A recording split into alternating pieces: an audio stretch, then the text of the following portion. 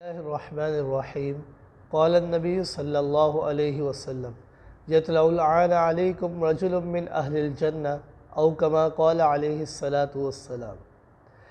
ایک دفعہ نبی کریم صلی اللہ علیہ وآلہ وسلم صحابہ اکرام کے جلوہ میں مسجد نبوی میں تشریف فرما تھے کہ اچانک آپ صلی اللہ علیہ وآلہ وسلم نے فرمایا یطلع العان علیکم رجل من اہل الجنہ کہ اے صحابہ اکرام ابھی تمہارے اوپر ایک ایسے شخص کا گزر ہوگا کہ جسے دنیا میں ہی جنت کی بشارت ملے گی۔ صحابہ اکرام بڑے حیران کہ آپ صلی اللہ علیہ وسلم نے ایسے الفاظ دنیا میں فٹافٹ کیوں کہہ دیا، اچانک کیوں کہہ دیا۔ تو دیکھتے ہیں صحابہ اکرام کہ ہم دیکھیں تو صحیح کہ ایسے کون سا خوش نصیب شخص ہے۔ تو اچانک دیکھتے ہیں کہ ایک انصاری صحابی وضو کرنے کے بعد اپنے دائیں ہاتھ سے اپنی داڑھی کو ہلاتے ہوئے اور بائیں ہاتھ میں اپنی جوتی کو پکڑے تشریف لا رہے ہیں۔ تو دوسرے دن آپ صلی اللہ علیہ وآلہ وسلم نے دوبارہ سے یہی کلمات ارشاد فرمائے تو ہم نے دیکھا کہ وہی انصاری صحابی آپ صلی اللہ علیہ وآلہ وسلم کے اس بشارت عظمیٰ کے مستحق بنے۔ تیسرے دن آپ صلی اللہ علیہ وآلہ وسلم نے دوبارہ سے یہی کلمات ارشاد فرمائے تو ہم نے دیکھا کہ وہی انصاری صحابی آپ صلی اللہ علیہ وآلہ وسلم کے ان بشارت عظمیٰ کے کلمات کے مستحق بنتے ہیں۔ تو حضرت عبداللہ بن عمر رضی اللہ تعالیٰ عنہ فرماتے ہیں کہ جب مسجد نبوی میں جو سارا کام تھا وہ برخاست ہو گیا تو میں اس انصاری صحابی کے پیچھے ہو لیا کہ میں ان کے پیچھے جاؤں تو صحیح کہ وہ ایسا کون سا عمل کرتے ہیں کہ جس کی وجہ سے نبی کریم صلی اللہ علیہ وآلہ وسلم نے انہیں بار بار جنتی ہونے کی بشارت عطا فرمائی۔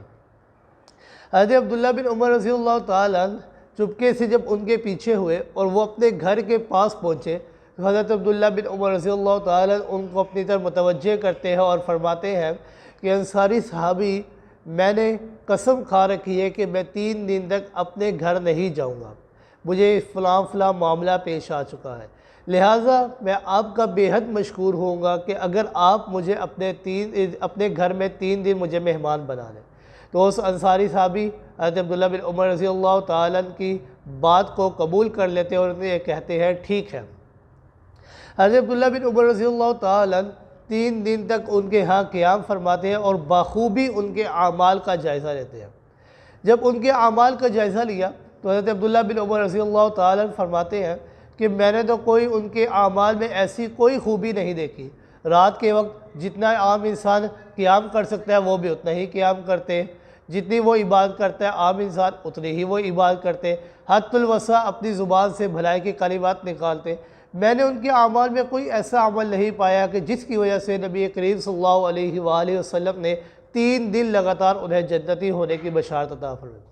جب 3 دن مکمل ہو گئے حضرت عبداللہ بن عمر رضی اللہ تعالیٰ عنہ اس انصاری صحابی کی طرف متوجہ ہوئے اور کہنے لگے کہ میں آپ کے پاس اس لیے آیا تھا کہ تاکہ میں آپ کے اعمال کا جائزہ لے سکوں،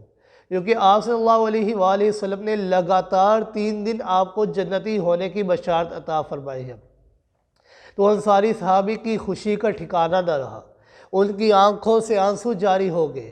تو حضرت عبداللہ بن عمر رضی اللہ تعالیٰ عنہ کے بصد اصرار کرنے پر وہ انصاری صحابی فرمانے لگے میرے ہاں کوئی ایسی عمل نہیں، میرے پاس کوئی ایسی خوبی نہیں، کوئی ایسا عمل نہیں کہ جس کی وجہ سے رسول اللہ صلی اللہ علیہ وسلم مجھے جنتی ہونے کی بشارت دیتے، ہاں لیکن ایک عمل ایسا ہے کہ شاید اس عمل کی وجہ سے نبی کریم صلی اللہ علیہ وآلہ وسلم نے مجھے جنتی ہونے کی بشارت دی۔ وہ عمل کیا ہے؟ وہ عمل یہ ہے لا اجد فی نفسی لأحد من المسلمین غشا ولا حسدا، کہ میں نے ساری زندگی کسی بھی مسلمان کے لیے اپنے دل میں نہ ہی کوئی کھوٹ رکھا ہے اور نہ ہی کوئی حسد رکھا ہے، نہ بغض رکھا نہ ہی حقیقہ رکھا، لہذا ہو سکتا ہے اس عمل کی وجہ سے نبی کریم صلی اللہ علیہ وآلہ وسلم نے مجھے جنتی ہونے کی بشارت دی۔ حضرت عبداللہ بن عمر رضی اللہ تعالیٰ فرماتے ہیں کہ میں سمجھ گیا کہ یہی وہ عمل ہے، یہی وہ عظیم ترین عمل ہے